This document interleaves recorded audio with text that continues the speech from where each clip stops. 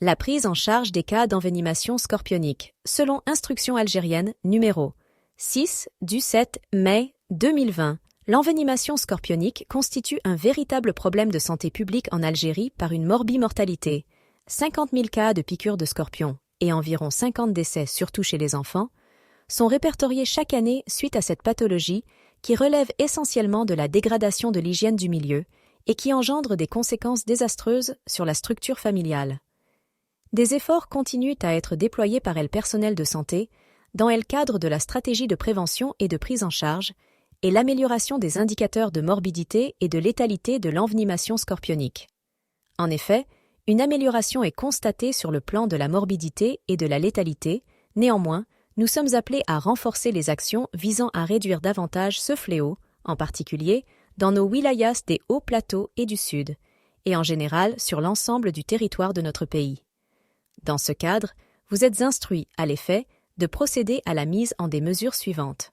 Premièrement, sur le plan préventif et dans le cadre des dispositions de l'article 123 de la loi relative à la commune relatives à la préservation de l'hygiène et de la salubrité publique, en matière notamment de lutte contre les vecteurs des maladies transmissibles.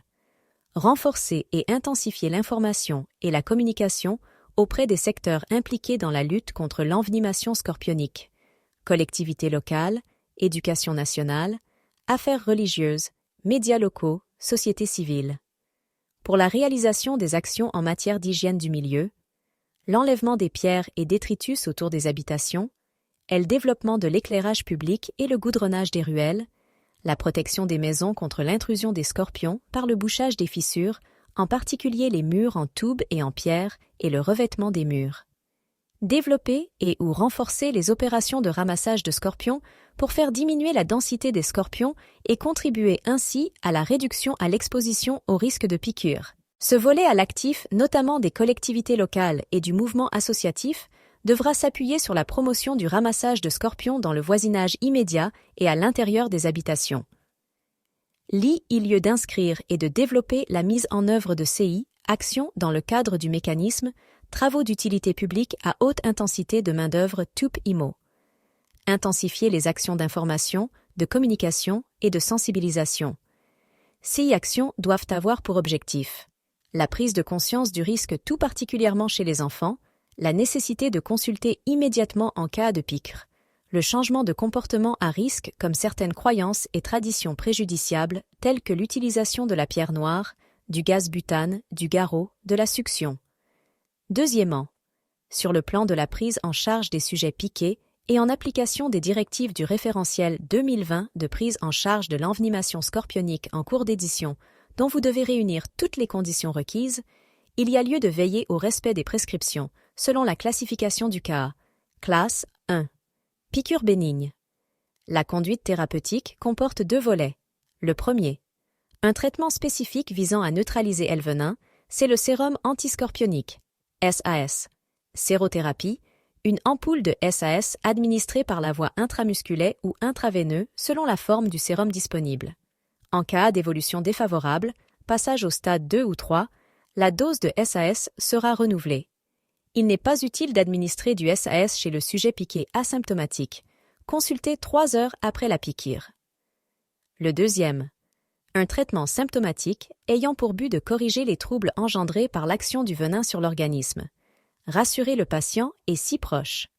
Gardez le patient en observation pendant un minimum de 3 heures après la piqûre. Elle libérée en l'absence d'apparition d'autres signes. Douleur. Paracétamol par voie intraveineuse aux doses thérapeutiques. Classe 2. Envenimement modéré. L'hospitalisation de l'envenimé au stade 2 est obligatoire jusqu'à disparition de la symptomatologie clinique. La douleur résiduelle isolée ne constitue pas un critère de gravité. Elle ne justifie pas la prolongation de l'hospitalisation. Traitement spécifique. Sérothérapie. Une ampoule de SAS administrée par la voie intramusculaire ou intraveineux selon la forme disponible. Traitement symptomatique. Douleur. Paracétamol par voie intraveineuse aux doses thérapeutiques. Hyperthermie. Paracétamol, 15 mg, grammes per kilogramme toutes les 6 heures plus les moyens physiques comme la vessie ou poche de glace. Vomissement. Chlorpromazine, Largactil, pour son action antiémétique et tranquillisante, semble être la thérapeutique de choix posologie. 25 mg en IM ou VES à renouveler is nécessaire sans dépasser les 150 mg per 24 heures. À défaut de chlorpromazine, L-méthoclopramide pourrait être utilisé. Méthoclopramide. Bradycardie. Fréquence cardiaque inférieure 50 bas par minute. Atropine. 0,5 mg en IVD pouvant être renouvelé au besoin. Classe 3. Envenimement sévère. Sérothérapie. Une ampoule de SAS administrée par la voie intramusculaire ou intraveineux selon la forme du sérum disponible à renouveler toutes les 3 heures si pas d'évolution clinique favorable. Au-delà de 12 heures, l'administration du SAS n'est plus justifiée. Pour une meilleure efficacité, la prise en charge des formes graves d'envenimation scorpionique ne peut pas concevoir que dans un service réanimation.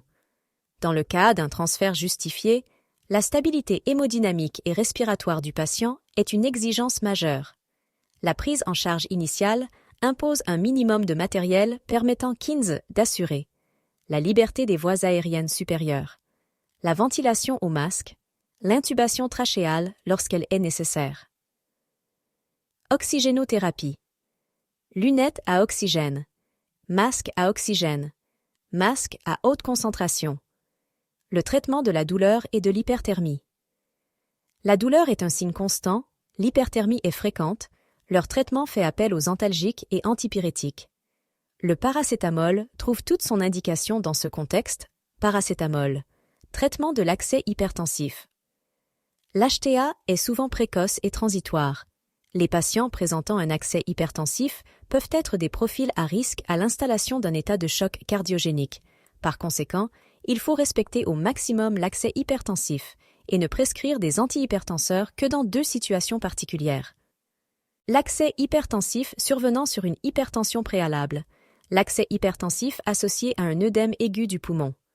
La nicardipine, Loxone, injectable par voie veineuse, est une bonne option thérapeutique. Nicardipine, Loxone. Présentation. Ampoule de 10 ml contenant 10 mg de nicardipine. Si un traitement antihypertenseur devait être prescrit, elle calcule de la pression artérielle moyenne, PM égale 2 PAD plus pas SU3, est nécessaire pour justifier de Loxone. Traitement de la dysfonction cardio-circulatoire. Dobutamine. L'administration de la dobutamine doit toujours se faire en perfusion intraveineuse, continue en utilisant une seringue électrique, afin d'assurer une administration stable et régulière du médicament. L'évacuation des patients stade 3.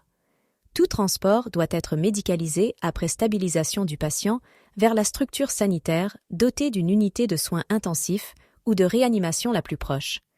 Sont évacués les patients victimes d'une envenimation scorpionique stade 3 ayant bénéficié de la sérothérapie et du traitement symptomatique, stabilisés sur le plan hémodynamique et respiratoire avec une pression artérielle systolique supérieure à 100 mmHg depuis au moins 2 heures sous la même dose oxygénothérapie.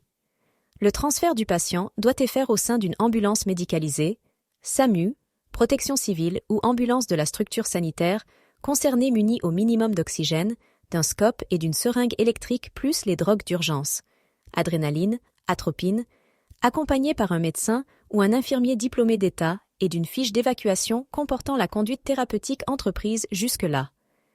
L'administration de la dobutamine ne doit en aucun moment être interrompue durant le transfert avec un objectif de pression artérielle systolique supérieure à 100 mmHg.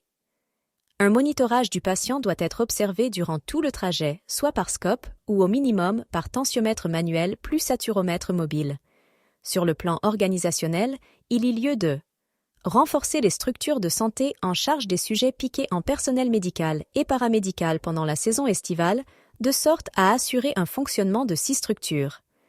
Doter les structures identifiées pour la prise en charge des cas graves en équipement et en moyens de réanimation. Pour plus de détails sur le dosage de drogue, le document disponible dans la description, et merci.